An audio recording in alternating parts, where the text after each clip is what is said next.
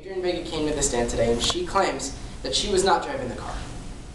So let us, in fact, give Ms. Vega the benefit of the doubt and examine her statements today. She claims that she couldn't drive the vintage 1960s Bueller that her father had told her to not let anyone drive because she was too excited. In fact, she says that she put her trust in a foreign exchange student who doesn't own a valid California driver's license. She says that she trusted him to drive all the way home. Now, on this drive home, Ms. Vega also says that she heard a loud crash. She didn't say that it was a small bump or a large bump. She says that there was indefinitely a loud crash, but she didn't have Ms. DeLuca pull the car over. She didn't call the police. In fact, she let Ms. DeLuca keep driving. Now, when Ms. Vega came to her senses and she had Ms. DeLuca pull the car over, she says that she didn't inspect the car for damage. Now, this was her father's vintage 1960 Bueller, his most prized possession. And after she says that she hears a loud crash, she doesn't inspect the vehicle, she doesn't go back to see if anybody was harmed, and she doesn't call the police.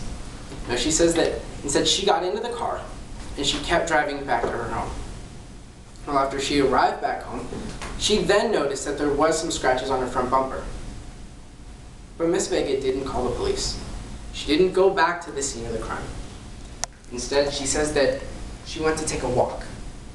She was too afraid of what might happen to her if, in fact, she was caught driving that car.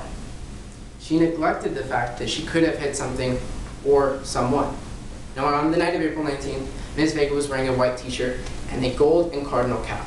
She received this baseball cap from a scout from the University of Los Angeles.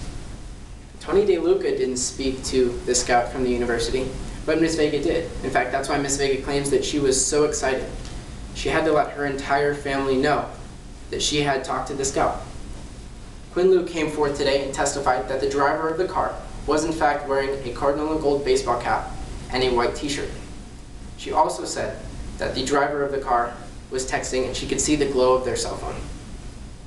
Now, the victim, Ms. Cameron Douglas, came to the stand today and she said that she could see the driver of the car a split second before she was hit. And right before she was hit, she saw that it was in fact the face of Adrian Vega. Your Honor, California Vehicle Code 20001A states that a failure to report that if the defendant does not let anybody, any law enforcement or any surrounding witnesses to the crime know what has happened, then they are then in violation of the Vehicle Code. Ms. Vega didn't want to lose any chances that she would have going to the University of Los Angeles. She didn't want to get into trouble.